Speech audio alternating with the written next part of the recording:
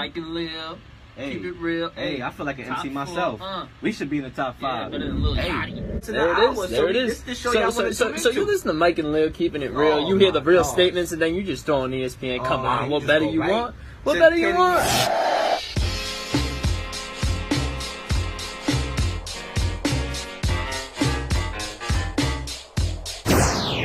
Hey kids, get tucked in the bed. Or y'all ready for y'all bedtime story?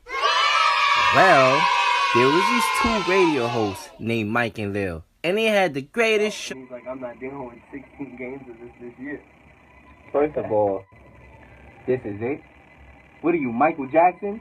I don't understand what in the world is going on. I mean, I know it's the Bills. I know they were bad, but damn, you can't stay to the end of that game and decide if you want to retire or not. It's that bad that you got to leave at halftime. The injury happens in the 3rd quarter or the 4th. You know what I'm saying? You never know. You never know, but damn. I know. At a halftime, I'm not taking this side. Just packing it up and just saying, You've never seen I'm anything done. like it. Better yet, they even got to interview the president of Cortland. Kids, you know what's crazy? Mike and Lil even had callers from kids that called their show up. Shout out to Cortland Purple versus Homer. And yes, Well, then again, never mind. It looks like y'all kids fell asleep after all. A lot of the stuff me and Mike say on this show always seem to come to pass. Alright? That's why we are one of the realest sports shows out here. Alright? Kicking my flavor in your head. Here comes the brand new flavor in your head. Time for new flavor in your head. live from the WSUC radio booth for the final time here. Yes, On sir. a beautiful Tuesday, December the 4th, 2018. Mike and Leel. What do we do, Leel? We keep it real, and that's what we've been doing for the last couple of seasons, but it's time to say goodbye. And for our final episode, it's time to get it underway. Yes, sir. So, Mike, I want you to take it off right now with your opening statement. The beginning of the end, Mike. Set this tone off right, because we're going to be going off right, Mike. You know what we've been doing. Let me hear what you got. The beginning of the end, man. What can I say? Came here to Cortland, transferred here from the school I went to at home. Then I decided to join the radio booth, and I figured that this club was going to be fun. It was literally what I was looking for in my career path, what I wanted to do in my life and my future. So this was a great opportunity to give me certain experience, and we did a show literally exactly what I wanted to do. Literally what I wanted to talk about, topics I wanted to do. It brought a different aspect to the way we could do radio shows. We had full advantage of whatever we wanted to do with this show. We could expand it into every different type of thing. We've had so many different people. We've had exclusive interviews with President Bitterbaum. We've done so much, and we had a lot. We expanded on social medias. We used a lot of different platforms to get our message out, to get our show out. And this is the last episode. I won't be doing the radio next semester as I get ready for graduation and internships and whatnot. So, I mean, it's been a fun run, and Lil, this is it. Well, I'm going to take it away with my opening statement of this show. Let me get this mic right here. Thank you very much. And I'm going to start it off. I'm going to go with the politics of boxing, Mike. This is what I want to talk about in my opening statement. The politics of boxing, a sport that I love so much. So much. And to just see it just crumble in front of my eyes. And it's not even like the sport is crumbling. I just don't like when fighters go to training camp, they work hard, press towards negotiations, all this, all these things that they got to go through in order to prepare for a fight. And to go in a fight for 12 rounds and fight your behind off and to get jerked by these referees is something that I hate seeing. We've seen it time and time again that when it comes to boxing, a sport that I love, that I was brought up watching, before I even knew what boxing was, my dad used to order it and have it on. So there was a lot of fights that used to be on. I used to be just there, but I ended up watching it, and I became the boxing fan that I am today. And it just sucks to see politics get in the game of boxing. We've seen it a lot of times, especially with Manny Pacquiao. We had a couple Manny Pacquiao fights with Timothy Bradley, when we all knew that he won every single round in that fight, ended up getting jerked.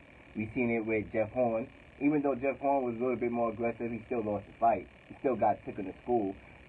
I just hate seeing the game of boxing just not being taken seriously. And now I'm going to go right deep into what I really want to talk about. The Deontay Wilder and Tyson Fury fight that took place on Saturday. You know, I did a live reaction. Definitely check that out on YouTube after the fight was over. And I expressed how I felt. You know, I'm a little bit more calm now because we on FCC airwaves. You feel me? I'm calm. I'm restricted to say a lot of things on the air, but I'm going to make my point, you know, as clear as day. Tyson Fury won that fight. All right? He won that fight. Deontay Wilder showed that he has a strong chin, yes. Deontay Wilder caught him with 2 knockdowns, one in the 9th round, one in the 12th round, in which Tyson Fury just rose from the dead like he was the Undertaker. I don't know how Tyson Fury woke up from that. Normally, when Deontay Wilder hit those combinations like that, you go night-night. You go night-night, the referee reads you a bedtime story, and that's it. But Tyson Fury waking up like that, I never seen nothing like that in boxing. I just never seen nothing like that in boxing. And to have a guy coming from depression, you know, who was on the verge of suicide, ghetto boys, having fatal thoughts of suicide. They have a guy go through all that, everybody counting him out. They count him out against Klitschko. What he did in Klitschko. What he did to Klitschko. He went in his hometown and beat his behind in front of his fans, right? Then he went into the deep state of depression. Came back, everybody count him out against Wilder. You're going to get knocked out. Which round is it you're going to get knocked out? Is it the 2nd round? Is it the 10th round? And to come and have a fight as good as he had, schooled Wilder the whole fight. The whole entire fight, Wilder got schooled. To get jerked by the referees, it can't happen. There's no place in the world for the politics of boxing. Whatever it is, I know we want to see the Anthony Joshua fight with Wilder, but yeah, I mean, if the guy lose, the guy lose. And to be honest with you, I don't even want to hear Anthony Joshua's name right now because he was scared to take on the challenge. I don't know about you, Mike. If somebody offered me $50 million to fight Deontay Wilder, if I died in that ring, those proceeds is going to my family. I don't care. I'm not ducking that. So to have a boxer, a world heavyweight boxer, in Anthony Joshua to duck that, I'm still not over that. But you know, we'll see what happens with that going forward. But bottom line is, the politics of boxing, I don't like it. We need to really sit down and have these discussions where, you know, I don't know if there could be a rule where you could go to court and get the fight overturned. I don't know if they could, you know, possibly come up with a rule like that, or because this can't happen. This can't happen. Then Deontay Wilder, you know, said today in the interview that he broke his arm in you know, in training camp, which I personally don't believe. You know what I'm saying? You know, you get schooled, and then all of a sudden I broke my arm, or I stubbed my toe. Oh, my eye hurts. I'm blind. I went way chores before the fight. This can't happen. But guess what, ladies and gentlemen? Those are the politics of boxing. So hopefully we get this rematch going, and you know, we'll see what happens next. For Tyson Fury's sake, he needs that fight in the UK because he's not going to come to America with the stakes being high. We haven't had a great world heavyweight since the Mike Tyson days. He's not going to come and win in the United States without a knockout. And yes, he's a good defensive fighter. He's very swift. He can move, but he can't knock guys out. He don't got that much power. So he's not going to get a knockout on Wilder. And Wilder has a strong chin. He got to fight this in the UK. Otherwise, you know, in America, I mean, not only in America, but still, the politics of boxing, that got to stop. And that's how I want to start this show. And with that, we're going to go right to our hype video. Before we get this real show on the road, this is the final episode. Y'all know what it is. Y'all know what we do. Y'all know how I do. Y'all know how Mike rock. Let's go. A lot of the stuff me and Mike say on this show always seem to come to pass. Alright? That's why we are one of the realest sports shows out here. Alright? Come on. Come on. Yeah. Come on.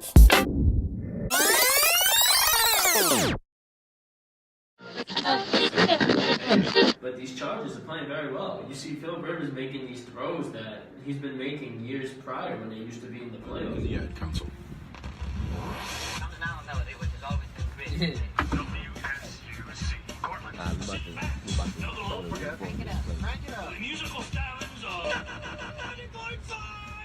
It's time for the Black Hole to make a big pick the last season in Oakland before they go to Vegas. Under a new coach in John Gruden, they need to stock up that defense. That secondary let up too many big plays last year. What's like Jimmy Butler, his teammate is his kryptonite. I mean, you don't usually find that, your teammate being your kryptonite, but that's what it looked like. It looked like Carl Anthony Towns, and that's one thing I have been saying with regards to Carl Anthony Towns. I do not like his aggressiveness. I believe that his talent is there. He could be able to do things with the ball, but his aggressiveness is what he lacks.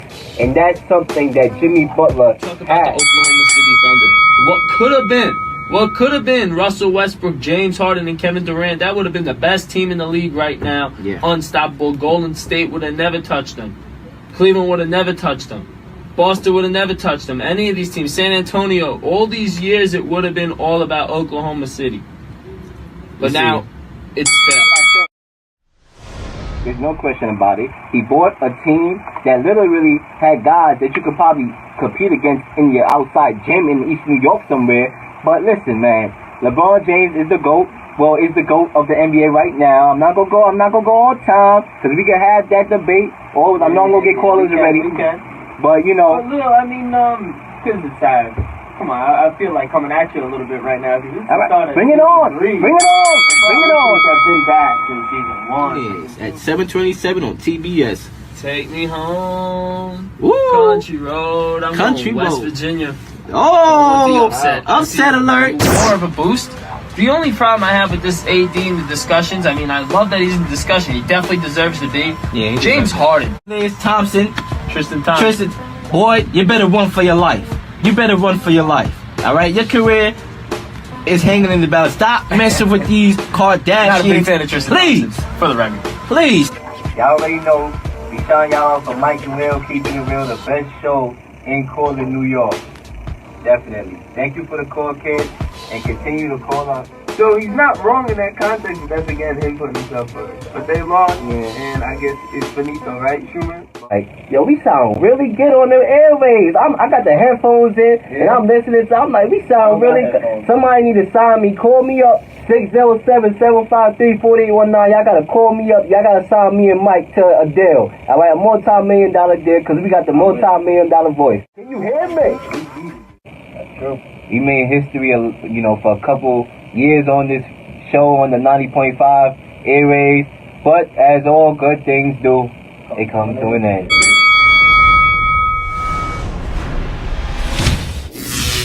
Sir, that was clips from our hype video that we dropped on Saturday night right before the Tyson Fury and Wilder fight. And Mike, yes, we do sound really good on the airwaves. I can hear myself right now. I can hear myself talk. I can hear myself really talk. good for the past 2 years, man. I say for the past one, you know, maybe we was getting first year. Yeah, it's an experience, but right now, you know, we sound really good. That's, you know, that's just how it is. You know what I'm saying? That's how it is. You know, when you get experience and you put work in your craft, it get better. And that's what WSUC is all about. Definitely. Shout out to the Dragon. Shout out to the Dragon. Shout out to Blaze. Right. Shout out to my son Blaze over there. But Mike, let's give the people some, you know, some information, you know, the biography of Mike and Leel. How did Mike and Leel, keeping it real, start? How did we come up and took over the FM airwaves like we did? So Mike, I remember movies. Yup, movies. And, you know, if you know me personally, you know I'm a big movie fan. I love watching movies. That's what I do. I haven't watched a good movie late because I've been, you know, flooded with work and stuff like that. But, you know, I'm a movie guy, and I remember, you know, we was going to the movies. I was actually by myself. We was going to the movies, and you was with a couple people that I knew. Yeah. And I was introduced to you. And it's crazy because we actually met way before that. But I didn't remember you at the time. Yeah. When I first came up here to this school for the registration. Yeah. And you was actually sitting right next to me, which was weird because I didn't, like, small world. So who knows, the person that I was registering classes with was going to be the person I was going to do this show with. You see how life works? That's just how life works. But, you know, we was on the way to the movies, and I ran into a couple of my friends who happened to be with Mike. And I knew why I came to this school. I knew the goals that I wanted. I came to the school with the mindset of having a radio show. And, you know, I wanted to have somebody on with me, you know, because I just knew that it would be a good show. So I was looking, I was searching, and then I happened to run into Mike. I was introduced to Mike, and you know, we started talking, chatting it up, and I brought up the radio, and you know, like that. That's just how it started. I was like, yeah, that's what I want to do as well. We talked about sports. We chatted about that. We were talking about the games and stuff like that, and I didn't really know anything about the group. I like heard about it, and then you were telling me about it, and you brought me to the group, and that's it. And you know, like I said, we was chatting up about sports. The next thing you know, we was on the airwaves. We took a vision that we had, and we put it, and it became a reality. And I didn't even get that credit for that first minute I did. It's crazy, right? It's crazy. But definitely, definitely call us the request line 607-753-4819. Once again, oh yes it is. Nelly just walked in here because it's getting hot in here, y'all.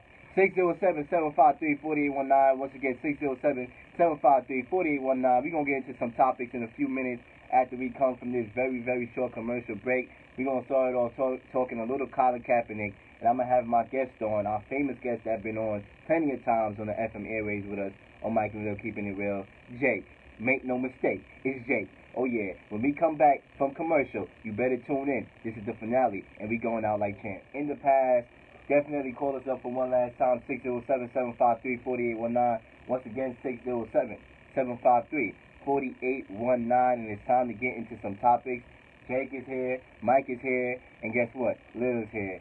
All right, Jay Gruden has publicly announced that Colin Kaepernick has been discussed internally. However, they're likely to go a different route. Does this surprise either of us going here?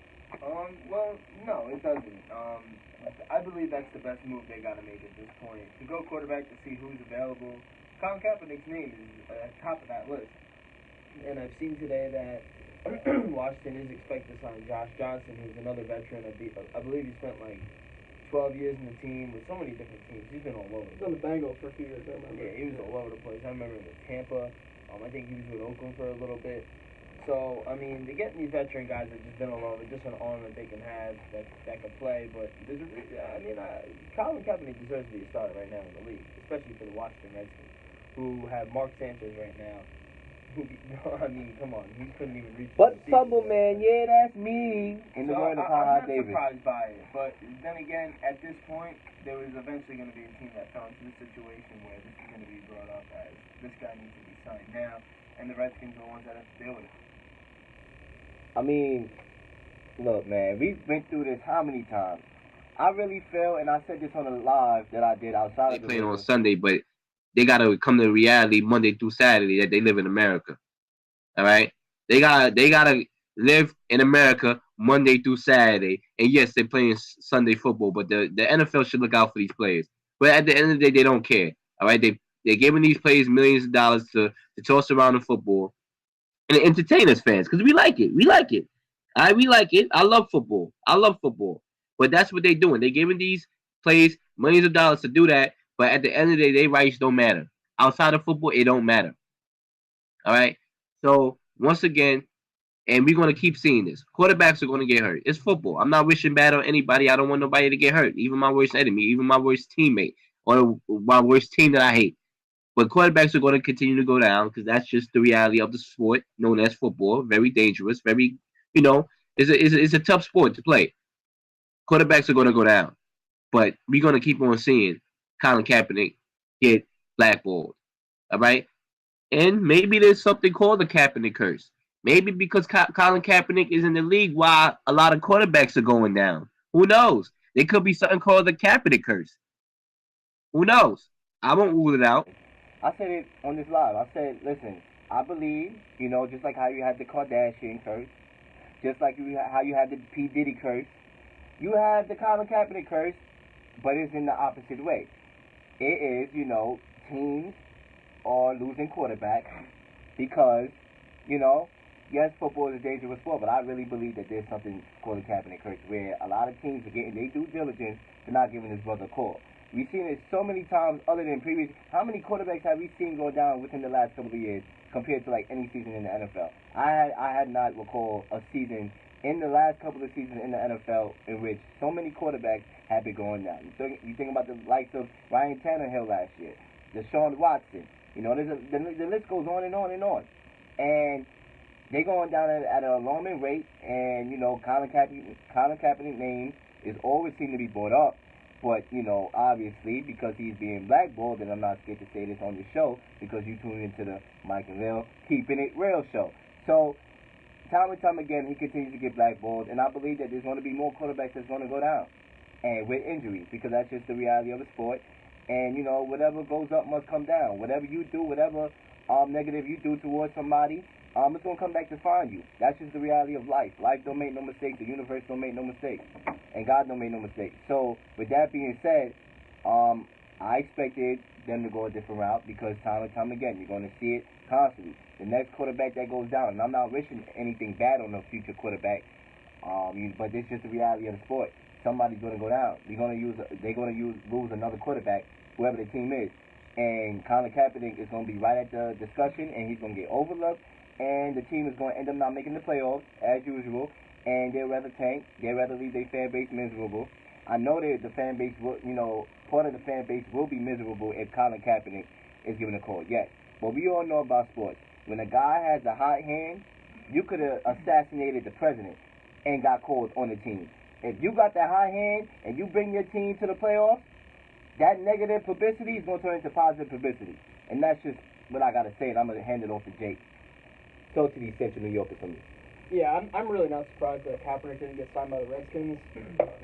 I mean, Mike just mentioned the list of quarterbacks they worked out before. I think it was E.J. Manuel, Kellen Clemens, Sanchez, who they eventually signed. It's all these guys who are bad quarterbacks. I mean, Sanchez hadn't played in 2 years.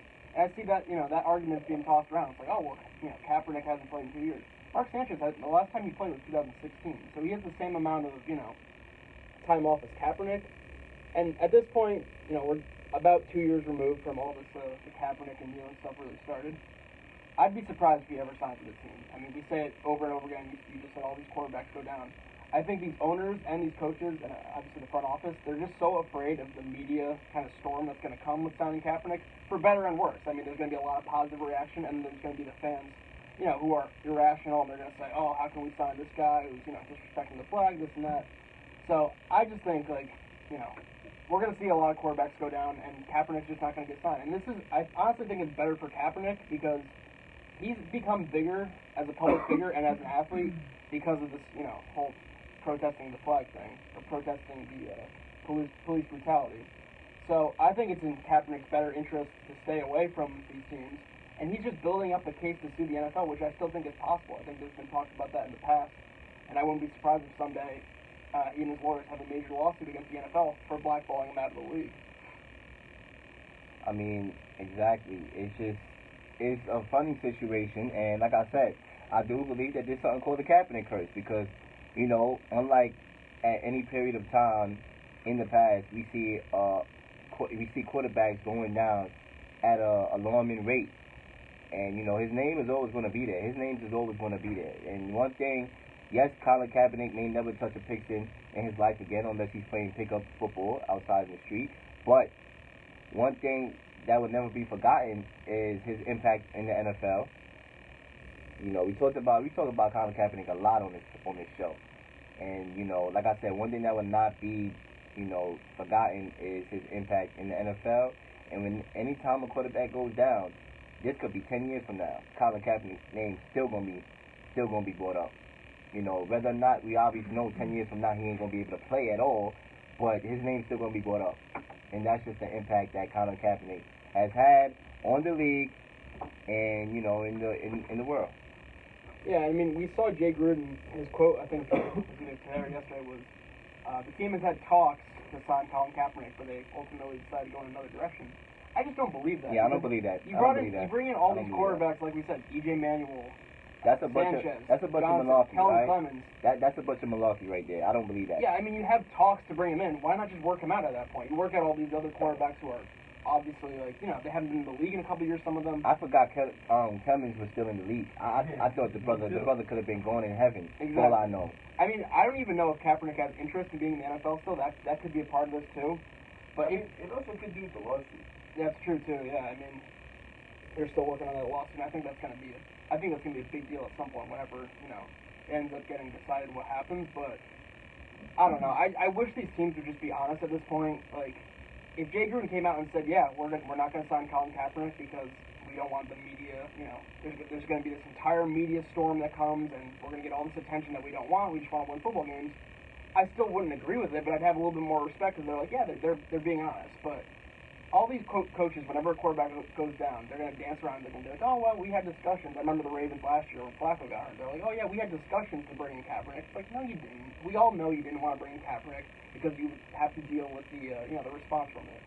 So I just wish these coaches would be honest, I guess. And like I said, I have no problem with the NFL trying to do what's best for them, as far as making a profit. Because, when you're a business, you do whatever you think is best for your financial state, right? That's what all businesses. That's how all businesses should think. That's how businesses last. But don't sit here and act like y'all is not blackballing Kaepernick. Don't sit there and act like that. We all know if you can see, right, and you have sight in your eyes, and you have ears, and you can hear, and you can listen to sports podcasts like ours, you know that this brother, Colin Kaepernick, is being blackballed, all right? And you're not fooling nobody. The only person y'all fooling in the NFL is that blind man across the street. That's it.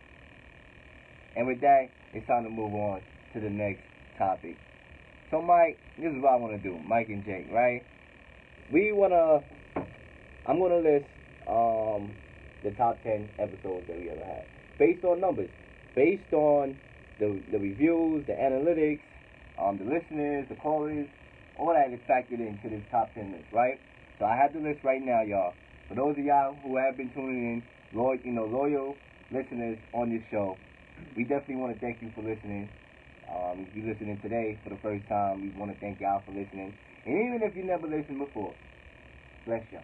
Right, Mike? You gotta bless people. Of course.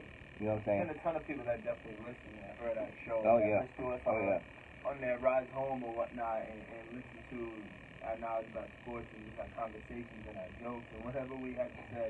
Oh, we had a lot of that. They got some type of reaction to it. They listened to whatever and they never called in, but we say thank you to everybody that's listening over the past 2 years of this show. Right. So, now, our top 10 episodes. Yeah, they do. But number one, our most viewed episode in Mike and Leel history was that famous interview with President Bitterbaum, episode 40.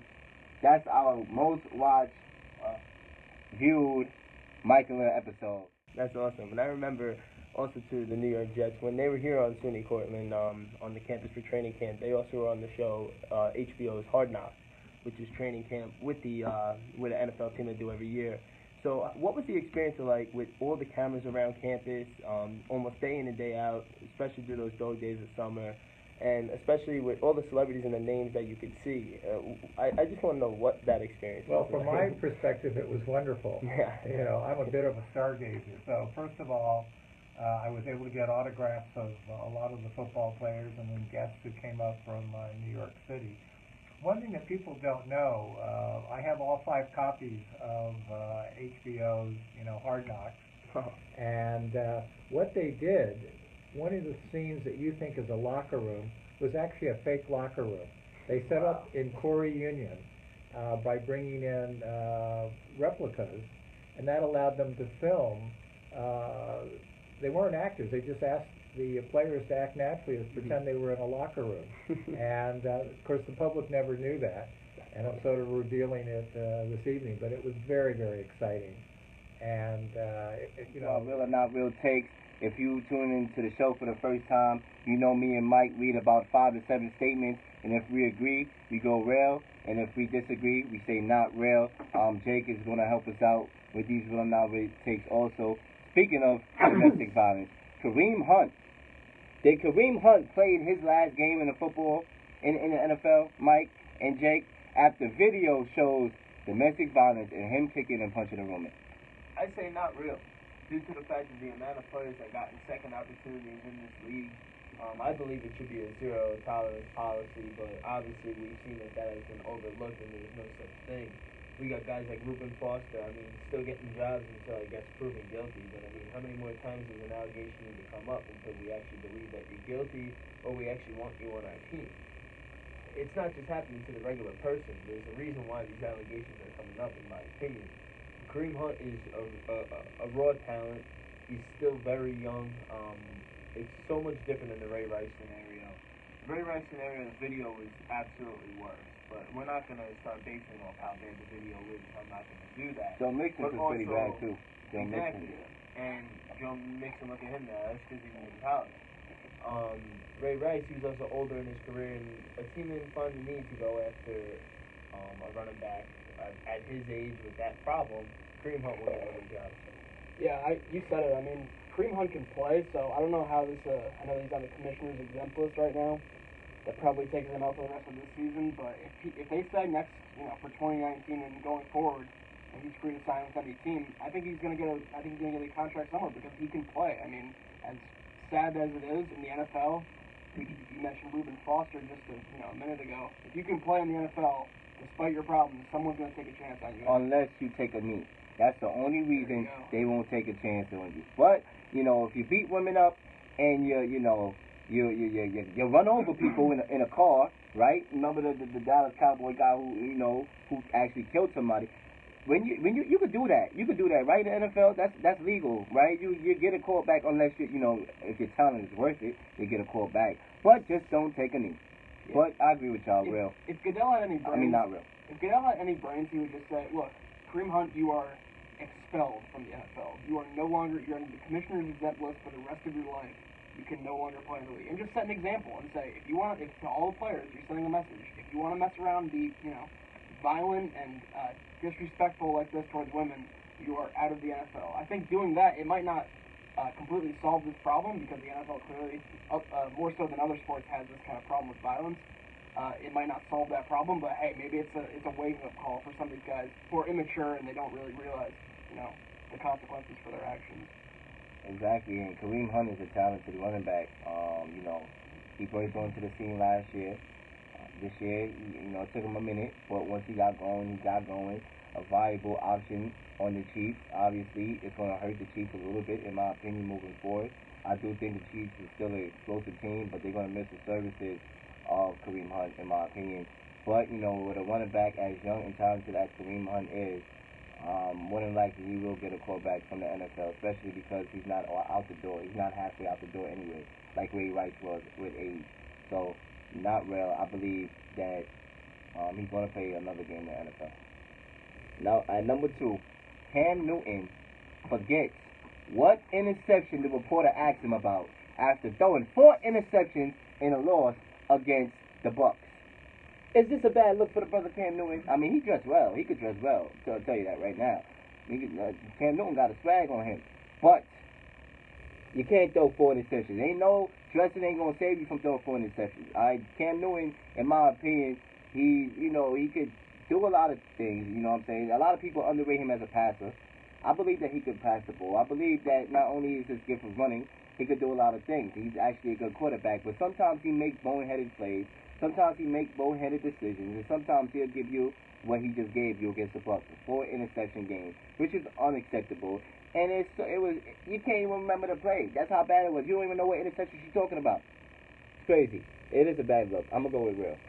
I'm gonna say not real. It's not a bad look. It's just a bad game. Cam Newton's playing his best football this season, and the Panthers have just hit a bad skid. They dropped 4 of their last games, 4 in a row.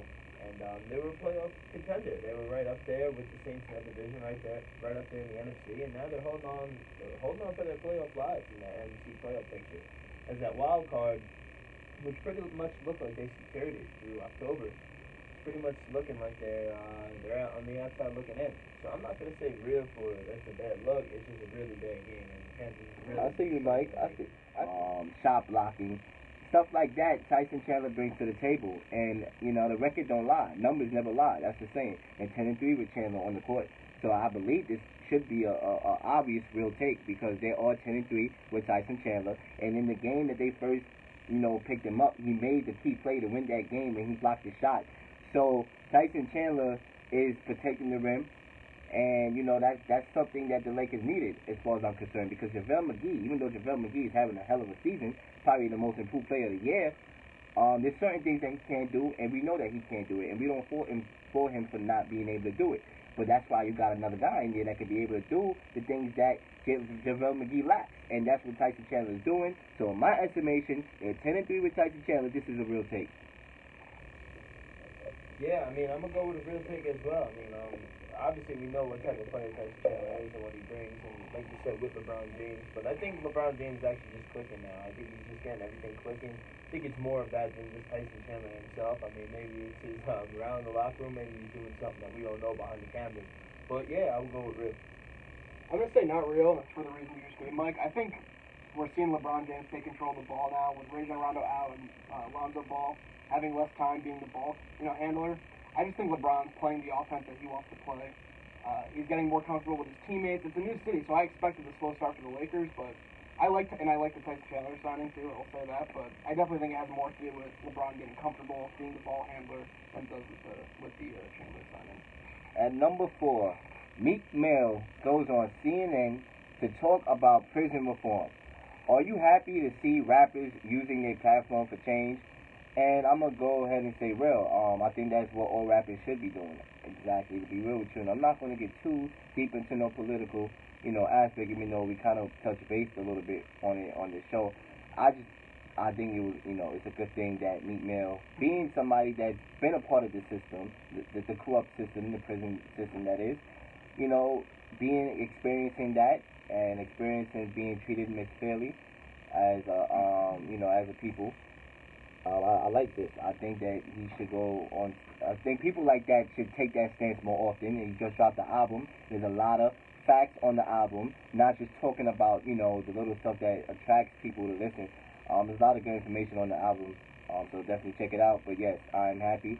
Real. I'm happy to see rappers using their platform for change, and I hope we see more of it. So shout out to me, man. I'm gonna go real as well. Hopefully, he can open the door for more rappers to come out, more underground rappers, anybody just to use the platform that they have because they have access to more people than we do on a regular basis, and they can use this to spread good information and spread goodness. We need more of that around the world, and we need celebrities to do that, and that's what we can use them for. Yeah, I'll say real too. I like Meek Mill. His new album's really good. I don't know if you guys have heard it yet. I was listening to it the other day, Championships. And I loved all the stuff with Meek Mill after he got out of prison. I love when he was with the Sixers game. He was hitting the bell or whatever before the start of the game. And so him going on CNN to voice his opinion, if they'll have him on, I don't see why not. I think he has the right to do whatever he wants. I think, like we were talking about before with Meek Mill, more people that have the ability to make these changes, make these differences, they continue to do it, and that's what we need. Yep, I agree. Number 6, our final real or not real take in this show. At number 6, the Nigerian president denies being replaced by a clone. Do you believe humans could be cloned, Mike? Because this is something that I came across, and the brother said, "Listen, I'm not a clone." I never knew they cloned humans. I just never knew that. Jake, do you want to take this stab at this question? Real or not real? Real or not real, can humans be cloned? Yeah, because apparently the Nigerian president is being cloned. It is cloned compared. I even heard theories that Gucci Mane was cloned. I heard a couple. That's what I'm hearing. Hey, I never knew that. With technology, the way technology is advancing, I'm not going to say no to anything. I mean, I don't know about this Nigerian president. I think I saw an article about what you're mentioning. I didn't really read much into it, but can humans be cloned? I don't know, man. Maybe. I don't see why not. Oh, you cloned? Mike, are you cloned? I'm not cloned. I don't to my believe knowledge, it. I'm not I don't cloned. believe it, but I mean, you never know what goes on, man, with science and technology. There's so much that we don't even know. That there's so many advances that haven't even been put out yet. You never even know, my man. I mean, you do got robots. It's crazy. I'm not even worried about this. Well, Central New York, you don't gotta worry about me, Jake, or Mike. We are not clones. We are humans. So, with that being said, 607-753-4819. Once again, one thing me and Mike love to do on this show, and we did it a lot, within the last couple of seasons, especially this season, is we love ranking. We just love ranking things, we rank things a lot. And Mike, as you recall, we ranked our top 10. So off the bat, Jay-Z. Number 10? Number 1, man. Oh, number 1. You going number 1. Jay-Z number 1. I'm doing Biggie number 2. Wow. Nas number 3. Y'all see me on the live. How you keep me on a Tuesday night? Yes, sir. I hear y'all doing y'all little top 5. Most definitely, bro. Most definitely. Top 5, top 5, top 5. Top 5, top 5. Alright, this time I'm going to have mine in order. Alright? Okay, in order. All right. For one, I got to go off with the best diss track of all time. You know, that's Tupac Shakur. Hit 'em up. Hit 'em up. This is Biggie, Prodigy, everybody. All right, I like that. That's a good choice. Number 2, I got to go with Hypnotize by B.I.G. Tennis players of all time. He's my favorite tennis player of all time. His work ethic, what he's still doing at the age of 40, well, close to the age of 40, is beyond me. It's beyond me. All right? Roger Federer, number 4. LeBron James, number 5. And number 3, listen, if you hear that gunshot in the street, you got a Bolt. Usain Bolt. We're Bolt. Number 3, I got Usain Bolt. Big up! The Final Four has been announced, and me and Mike is going to give our reactions to the Final Four right now. Cue the music. All right. So the Final Four is set. Alabama will play Oklahoma in the Orange Bowl, 4 o'clock, December 29th. And the second game will be Clemson, who's ranked number 2, against the Notre Dame Fighting Irish, who's ranked number 3. And before we get into our predictions for this game, Mike, do you think anybody got robbed? Did they get it right? Did the committee get the 14 right, or do you believe that somebody else should have been in there? No, I believe that the committee did get it right this year. I believe that with all 4 of these teams, they couldn't go wrong. I believe that they played it safe, the committee. They couldn't let a Georgia team get in, a 2-loss team that didn't win their conference. They couldn't let an Ohio State team get in the college football playoff. I believe that big win by Oklahoma the other day is the reason why they did get in as well. And I believe that they played it safe. The committee played the most safe way they had to do it, and they went with these 4 teams, and I don't see anything wrong with it. Listen, the committee, for the most part, this was like the easiest, in my opinion, out of the couple of years of the playoffs existence. This was the easiest discussion as far as the top 4. I'm satisfied. I believe this is an obvious top 4. Oklahoma, to me, is a better team than Ohio State. Ohio State got smacked by Purdue. To me, that eliminates them. Yes, they had a good game against Michigan, but, I don't see, Maryland ran all over them. They should have lost to Maryland in overtime, but obviously they fell short. So Ohio State has been inconsistent all year. So Oklahoma, to me, was the best team to put in there. Georgia had the opportunity. I'm not mad. I'm not vouching anything for Georgia. Yes, I do believe Georgia is a top 4 team, and they're the closest thing that could beat Alabama. But when you have an opportunity to beat Alabama, being up 28-14 with a chance to put a field goal on the board, you miss the field goal. Okay, it happens. Kick is missed. But to be up 28-14, to lose in the same fashion almost as the fashion that you lost in the national championship, you had your opportunity, you blew it. So don't be begging for the committee, don't vouch for the committee to look out after y'all. When you had an opportunity, 28-14, to put the game away, you couldn't put Alabama away, you couldn't get the job done. So at the end of the day, as far as I'm concerned, they had the opportunity. That was they play in to get into the college football playoff, and what they did, they messed up the joint. And because of that, I'm not vouching for them at all. I believe that the committee got it right, and I'm interested in seeing Tua versus Kyler Murray, the 2 Heisman finalists. Do you have any predictions for the Heisman finalists? I believe that it's going to be Kyler Murray. But I think the game would have been a totally different story. How about OBJ? Passing for, he's 2 for 2 on touchdowns? I mean, this guy's throwing touchdowns now. He could do it all. He could dance. He could cha-cha. He could do all the dances that he do in the end zone. He could snatch the ball with 3 fingers in the air. And guess what, ladies and gentlemen? He could play quarterback. 1 for 1, 49 yards, 1 touchdown, 0 incompletions. This guy might be able... How about this, Mike? I know this might be outrageous. I know I said some outrageous things on this show for the last couple of seasons. But hell, this is the last episode, alright, of Mike and Leel. So I might as well say something crazy. Right? I might as well say something crazy.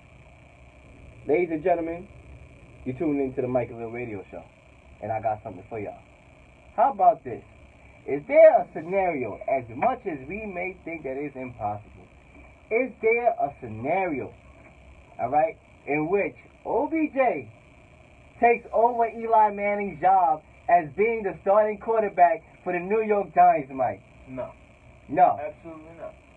I know the chances of that seem obviously highly unlikely. That's ridiculous. But I mean, he is 1 for 1. Who knows? But obviously I don't think that's gonna happen, ladies and gentlemen. But that's just a little source. You know what I'm saying? Because I said outrageous things on the show before in the past. So I might as well just put that up there. Maybe. Who knows? OBJ, future quarterback for the Giants. We'll see.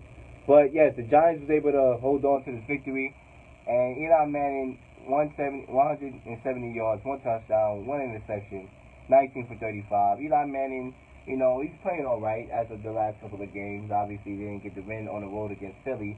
But if you're a general manager, are you keeping Eli Manning for 1 more year, or are you moving on?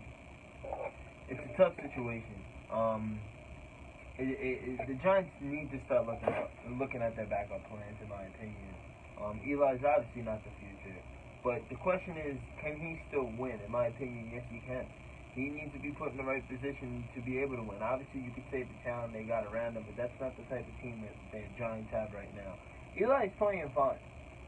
I mean, obviously, you can say stuff about his mobility and the way he's playing. A lot of the blame goes on the team as well, on this offensive line. Eli has played fair at times. He's played really well at times, and his time has been all right. That's totally on him. I believe a different scenario would be the right call for Eli, but in a year where the Giants are going to be transitioning again next year, they're going to go out and get maybe a young gun to play or a veteran anyway before they can draft their guy. So it doesn't make much sense to get rid. It makes sense to hold on to Eli Manning in that case. However, when it goes to the next round, they're going to have to be going on the road because the top 2 seeds are still going to be the Rams and the Saints, in my opinion. The question is that defense going to be able to play the same way on the road? It was a tough game for the Saints going on the road, going there on a Thursday night, and playing against that defense. Drew Brees didn't have a day game, of course. 100% the Dallas Cowboys are a threat. That defense is a problem. The Cowboys are a major threat in the NFC East. I mean, the NFC in general, because of their defense, like you just alluded to. Ezekiel Elliott, obviously, is the engine that makes that car run. When he gets going, it sets up Dak Prescott to be able to do a lot of play-action passes, a lot of rollout passes to get the ball to his wide receiver. Amari Cooper has proven to be almost the pickup of the year. He's been performing, and the Cowboys have been winning ever since the pickup of Amari Cooper. He gives Dak Prescott another option to throw the ball to.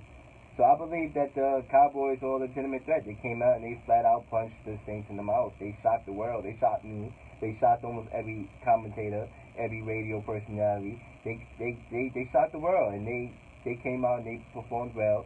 And what is scary is that they gave the Saints a lot of opportunities to come back and win that game. There was so many opportunities where the Saints could have came back. Outstanding. And they couldn't do it. And that's to show you that the Cowboys are a really good team, because the Saints had every opportunity to come back and win that game, and they didn't. And the Cowboys, to me, is a legitimate NFC. The one thing I want to take out of that game is the way the Saints defense played. The Saints defense played amazing. The time of possession for the offense of the Saints wasn't good at all. Dallas' defense had an answer for them for everything they were doing. And New Orleans' defense came away with turnovers. They put New Orleans. I'm still going to go with Dallas. This is a big game this Sunday with Dallas and Philadelphia. It's going to come down to them two, even though Washington is right there in the thick of things. But the quarterback injuries, man, it's rough. They're done.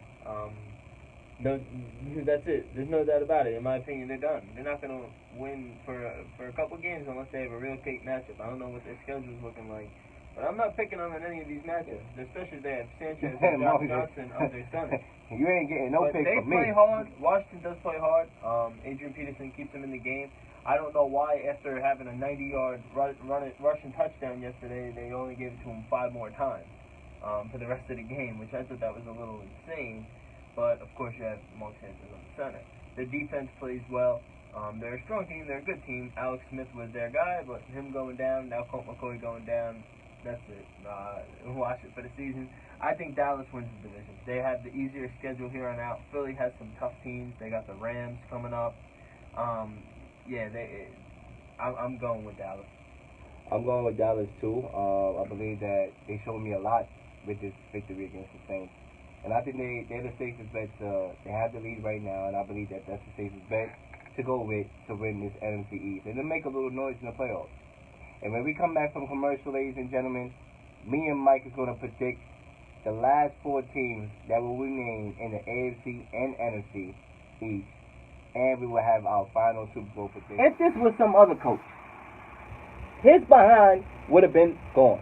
I mean, it's because of Urban Meyer and, who's really one of the best coaches in college football, is why I believe that he still has a job. Speaking of Urban Meyer, ladies and gentlemen, he did announce today that he will retire after the Rose Bowl. So, Mike, any thoughts on that real quick? I just think he's done. He's getting a little sick. From what I heard, I don't think it's anything of him going to the pros. I mean, there's speculation and rumor. I think he's just done. I think he's giving up. I mean, a legacy as a good coach. But who knows what anybody else can say about him with how he actually is, his manhood, his how he is as an actual person. I mean, that's for you to say, or for you to make your own prediction on him or assumption or whatnot. But yeah, I just think he's done. He's hanging it up. I'm stuttering my words about in this booth. I don't know what to say. he's hanging it up, and it's about time. I think that it's the right time to hang it up. His legacy will live on in college football. He will retire a Buckeye, and I think that's how he would want to go out. They will win. They have the chance to play in the Rose Bowl. Urban Meyer has never played in the Rose Bowl before. He has a chance to go out in fashion. Obviously, with the accusations to start off the summer, I think with all that, the combination of being a sick man, and sometimes you just gotta hang it up. Sometimes you just gotta hang it up. And I believe that, he's done. He says he's retiring, and I really believe he's retiring this time. Obviously, we know about when he said he was retiring in Florida, he ended up being a coach for the Ohio State Buckeyes. But I believe this time, this brother is out. Because sometimes, man, you get old, that's life. Health comes first. And that's the most important thing. So, like I said, like Mike said, we don't know about the guy as a person. Obviously, we leave that up for y'all to decide with y'all assumptions of how he is as a human being. But whether good or bad, I hope he gets better and he will find good health and he will go out in good fashion. And with that, now my beginning of the season was Saints and Jaguars. I'm gonna stick with my Saints in there because that's just my team. That's gonna be me being biased all the time, and I know that they're great and they're the best team in the NFC. So I'm going my New Orleans Saints. In the AFC, I wanted to say the Chiefs in the worst way, man. I really wanted to, but this Kareem Hunt thing takes so much away from them. It really does, honestly. This guy is such a good talent, and you can't really replace that. So I thought that would have been a key to beating New England, and man, New England's going to be in it again. I can't wait to see a classic Brady versus Breeze matchup. Wow. That's what I've been wanting to see for the last couple of years. A Brady versus Breeze Super Bowl matchup for all the marbles. I would love to see that. I have the Patriots, like I did in the beginning of the season, representing the AFC, facing, and this is where it changed, because I had Atlanta to start the year. Obviously, that's not going to happen. They're not going to make the playoffs. But I had the Patriots and the Rams playing each other in the Super Bowl. And, I'm not going to count Tom Brady out to win another Super Bowl. Tom Brady is not going to lose 2 Super Bowls in a row, in my opinion. So I'm going to go with the Patriots to win the Super Bowl. That's my prediction right here on the Mike and Leel Keeping It Real radio show. I believe in Jericho. Wow. That's a cold take, man. I think it's so big. Like, you know what I mean? Nah, I feel you, man. That's a cold take, though. For them to win 4 in a row, man. I mean, we've seen some great teams like Pittsburgh, Seattle, and those teams didn't go 4 years. Now you're saying the Rams. Winning 4 titles. Win 4 in a row. That's great. I doubt it. But I do have the Rams get into the Super Bowl this year, and he must be a Rams fan, because 4 Super Bowls in a row. That's insane. That's crazy. But we love the cause. We love the cause. We love when people are not afraid to keep it real, and we respect it. We respect it. We definitely respect it. And Mike, it's time. It's about that time. All right. We took over the FM airwaves for the last couple of seasons. All right. Had some excellent shows, highly anticipated shows, fierce debates, a lot of laughs, a lot of bold statements and predictions, a lot of hot red takes, whatever you want to call it. But it's time, Mike, to send it off to you, because I'm going to be back in time for the Super Bowl, for the Real Leel show. That's going to be on and popping more than likely the first week of February, if not the last week of January, more than likely the first week of February. I'm more than likely looking at Wednesday night, 8 to 10. So definitely, if you want to tune into the show and you listen on the radio, start getting the pen and the paper, more than likely the first Wednesday in February, the Real Leel show will be back on air here on 90.5. But Mike, it's about time you give your farewell statement. All right, tell Central New York how you keep it real for the final time, Mike. So, I mean, and keep it real with the show. Leel, I want to thank you. It's been mad fun. I've looked forward to every week coming here with the show, writing down stuff, coming up with stuff that we can talk about the sports, you know. The fact to be on a radio station is pretty cool, to reach a large audience and to reach out to people who are going through their daily activities, they're driving from work, whatever. And so the fact that they tune into us, that's crazy, and that's cool, and that's special. This is something that I want to continue to do with my career. I thank you for all the listeners, for the opportunity, Leel again for the show. This is great. The work that you put in is just amazing. Thank you, everybody. I'm not going to be gone because I'll be back. We got the festival, and we got, I might make some appearances on Leel's show next season. But yeah, it's been an honor. I thank you, and Saints in the Super Bowl, can't wait. He's even here with a prediction. I like it, Mike. I like it. Definitely, we'll be glad to have you on for at least as a guest on the Real Leel show. Definitely look forward to that. And yes, the Fire Mike Festival 2019, February 8th. Hopefully, me and Mike will more than likely, along with the WSUC FM Portland team, along with Chris Williams, whose show is after hours, along with the rest of the gang, we are going to be hosting the event, and Mike will make his appearance back then, February 8th. Mark it down with a pen and a paper. Mark your calendar down. February 8th. You can definitely see me and Mike do a little something, especially now that we're going to be off air on this Mike and Leel show. February 8th, Fire Mike Festival. If you know the guy Joey Badass, if I could say that word, he's the rapper. You know, that's his name. His right hand man will be coming to the Fire Mike Festival and giving lectures, and in artist development. Also might have a performance, who knows. We're going to have a lot of people showcasing their talent. And me and Mike, we can't wait to do some interviews. More than likely we'll be able to interview this guy, and hopefully, us along with the WSUC-FM calling team, the E-Board, shout out to y'all. We've put in a lot of work into this launch event. Me and Mike, we put in a lot of work in this Mike and Leel Keeping It Real episode. And it's been a pleasure. It's been a pleasure.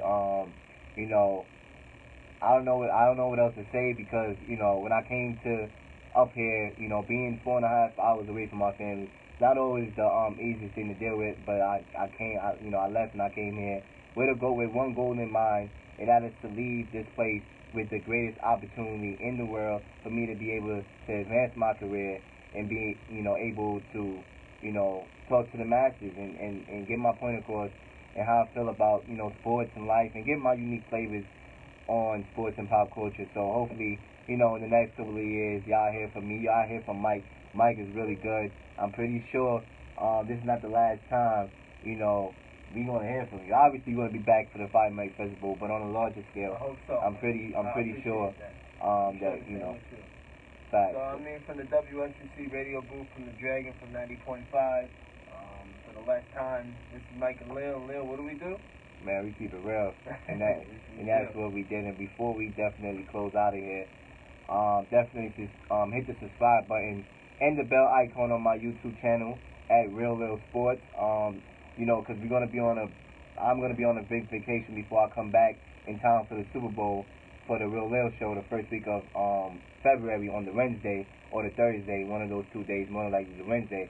I'm gonna have it's gonna be a lot of stuff going on in sports, and I'm gonna give my reactions on it on YouTube on a daily basis.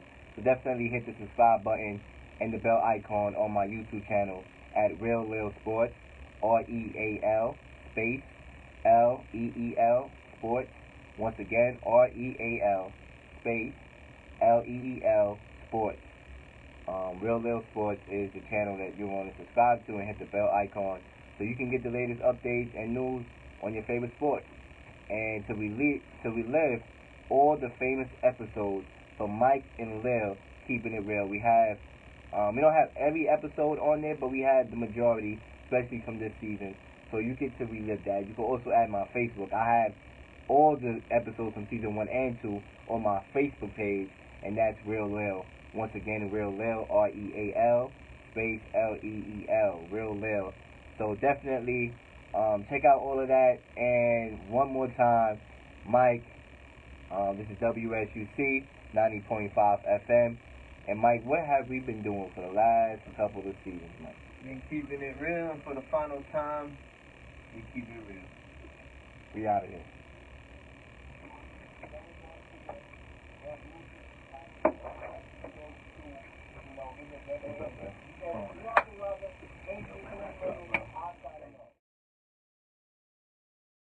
Kicking my flavor in your head. Here comes the brand new flavor in your head. Time for new flavor in your ear. We made history, you know, for a couple years on this show on the 90.5 airwaves. But as all good things do, it comes to an end.